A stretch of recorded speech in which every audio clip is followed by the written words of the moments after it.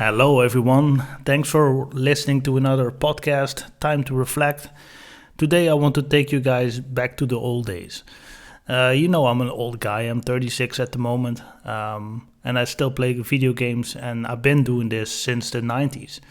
My last podcast, I elaborated a little bit on computers, and we talk about the 286 and the 386 and the 486.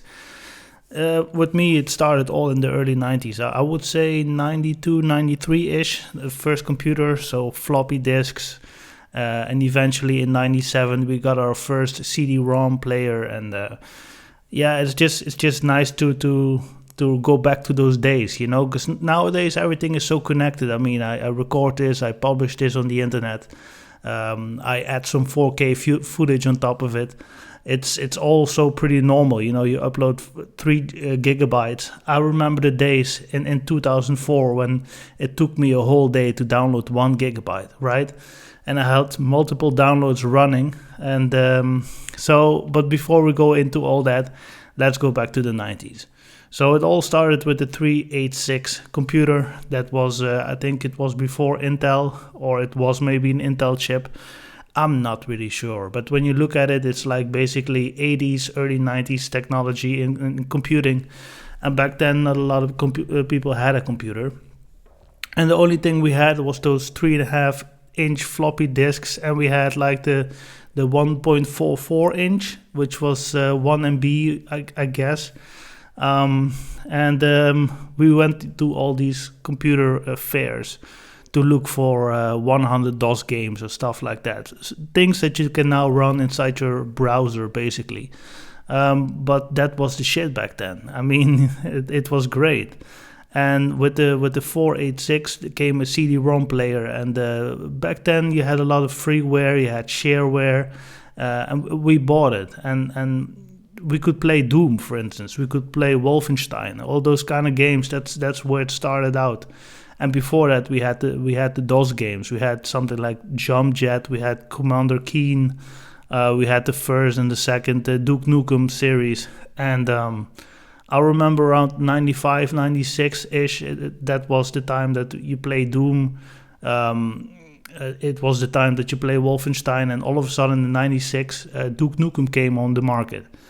That was revolutionary, right? And people already had like Pentium 1s back then in 96, 97, because our first Pentium computer was a Pentium 1, 166 megahertz with a CD-ROM, and we played games like, indeed, Duke Nukem, we played Carmageddon, all those kind of games. We played a hell of a lot of Grand Theft Auto, the first one. The first series that I think came out in 97 as well. And before the internet, you basically had Twilight CDs. It was like 1 or 2 CDs full of games.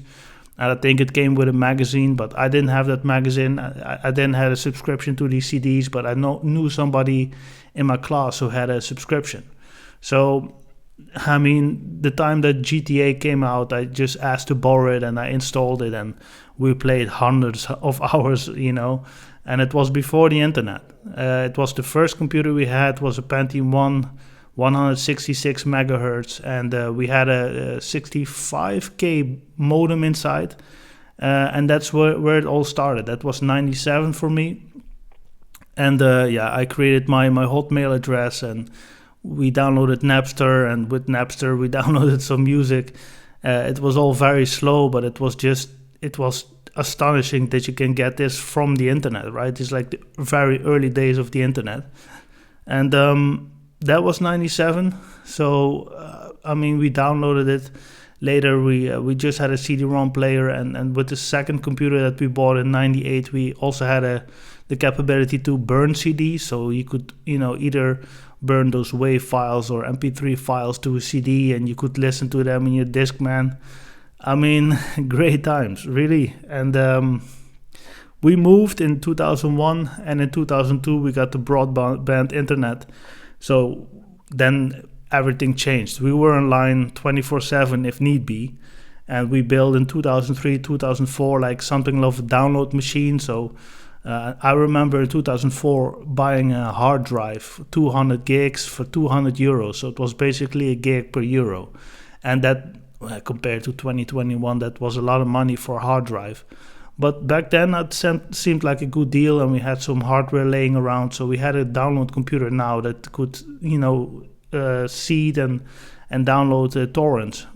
We switched from peer-to-peer networks to torrents in 2004. And we did that until 2008-ish. And after that, it was all the way Usenet. Usenet, it was just more professional, I would say. I mean, not all the average consumers would be there. It was a subscription-based service. So, I mean, you paid for the download speeds, basically.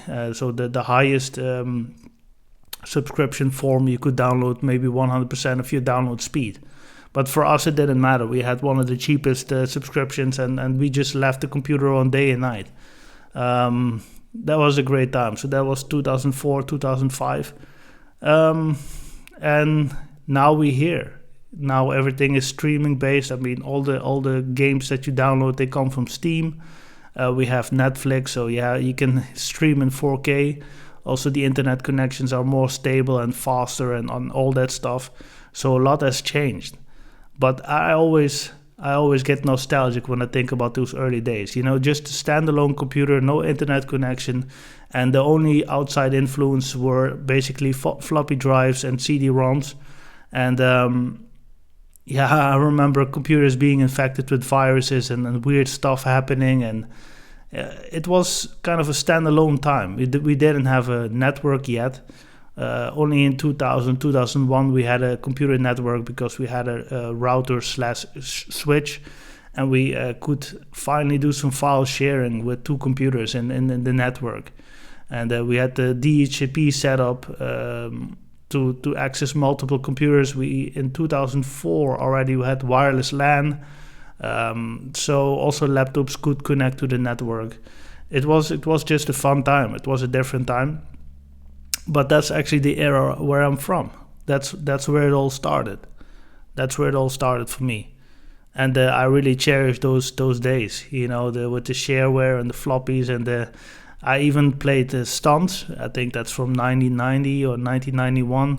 Those kind of games. I mean, look it up. You can all play them in the browser nowadays. But back then, that was the shit. You had the Sound Blaster going on, and You were thinking you're the shit. And I remember those days when just a new game came out and you wanted to run it and it was super slow. So you start tweaking the resolution and looking for video cards and inspecting if I could upgrade a new motherboard and stuff like that. And since 2007, we started building our own computer. So we built a case. We bought a case and bought a motherboard and buy like the fastest processor that motherboard accepted, and then add a processor on it, put a few gigs of RAM in it, and use it very extensively for a couple of years until you do another upgrade. The case stayed the same, but you, for instance, buy a new motherboard, buy a new processor. The RAM would stay the same. You would just get it from the case, from the old case, and we did that a couple of times as well. My current gaming PC where I'm streaming, I bought that like 2 years ago, and I bought it ready-made because it was just a good deal. And there's a lot of people here in the Netherlands that are like they build those kind of computers for other people, and then you have hardware that's maybe 2 or 3 years old, and you buy a nice computer that's already configured and working well together, because those people are really into hardware itself and they like building it and they like the smell of new hardware. So I did that. For my work now, I have a MacBook, which I also edit videos on. I think it's great. I'm not really an Apple kind of person, but I see the benefits to it. It's just very intuitive and it's very it's fast. It has the new M1 chip. And for the rest, I still have my old gaming computer. I turned it into a direct connect box. And I have an old Dell computer, which is my NAS, my network attached storage. And for the rest, I'm into security. I'm into firewalls, I'm into networking, I'm into all this kind of hacking tools, but I got another channel for that. Today I just wanted to reminisce on the good old days. So I hope you can relate to this, and if you remember the times of key gens and crack patches and stuff like that, just before the internet broke out, all those big groups that ripped like a computer game and put them on either on the torrent sites on Usenet. Just give me a thumbs up if you're from that era as well, because you know the struggle just as I do.